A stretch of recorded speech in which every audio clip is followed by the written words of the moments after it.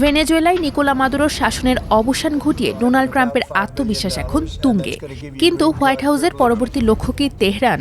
মার্কিন গোয়েন্দা টেবিলের তথ্য বলছে ডোনাল্ড ট্রাম্পের নজর এবার ইরানের সর্বোচ্চ নেতা আয়াতুল্লাহ আলী খামেনের দিকে। ইরানের পারমাণবিক স্বপ্ন ধূলিসাৎ করতে এবং খামেনিকে ক্ষমতাচ্যুত করতে মধ্যপ্রাচ্যে একের পর এক রণতরী পাঠাচ্ছে ওয়াশিংটন। কিন্তু প্রশ্ন হলো, ভেনেজুয়েলায় যা সম্ভব হয়েছে ইরানে কি তা আদৌ সম্ভব, নাকি ইরানের শক্তির কাছে এবার পরাস্ত হয়ে যাবে যুক্তরাষ্ট্র? বিশেষজ্ঞরা বারবার হুঁশিয়ারি দিয়ে বলছেন, ইরানে আক্রমণ ভেনেজুয়েলা অভিযানের চেয়ে অনেক বেশি জটিল হবে এবং এটি মার্কিন যুক্তরাষ্ট্রকে একটি দীর্ঘস্থায়ী যুদ্ধের দিকে নিয়ে যেতে পারে। এর পেছনেও আছে বেশ কিছু কারণ। বিশেষজ্ঞরা বলছেন, ইরান অভিযান ও ভেনেজুয়েলা অভিযান এক নয়। কারাকাসের আকাশ প্রতিরক্ষা ব্যবস্থা দুর্বল থাকলেও ইরান এক দুর্ভেদ্য দুর্গ। ইরানের হাতে রয়েছে মধ্যপ্রাচ্যের সবচেয়ে বড় ক্ষেপণাস্ত্র ভাণ্ডার। তাদের নিজস্ব প্রযুক্তিতে তৈরি ব্যালিস্টিক মিসাইলগুলো ১২০০ মাইল দূরের যে কোনো মার্কিন ঘাঁটিতে নিখুঁতভাবে আঘাত হানতে পারে।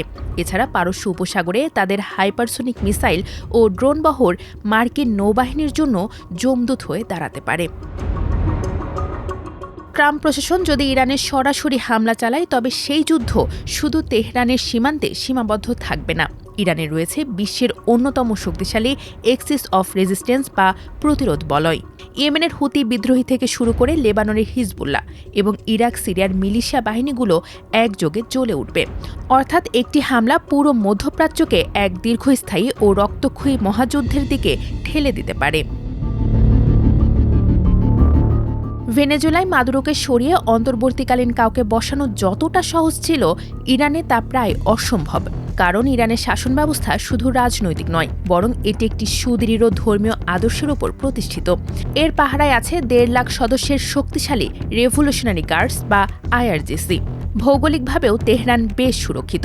পারস্য উপসাগর থেকে প্রায় ৪০০ মাইল ভেতরে অবস্থিত এই শহরটিতে মার্কিন স্থলবাহিনীর প্রবেশ প্রায় অসম্ভব একটি চ্যালেঞ্জ।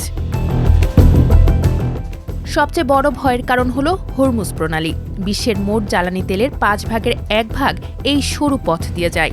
ইরান হুমকি দিয়ে রেখেছে, যুদ্ধ শুরু হলে তারা এই পথ পুরোপুরি বন্ধ করে দেবে। আর এমনটা হলে বিশ্ববাজারে তেলের দাম এক রাতেই কয়েক গুণ বেড়ে যাবে।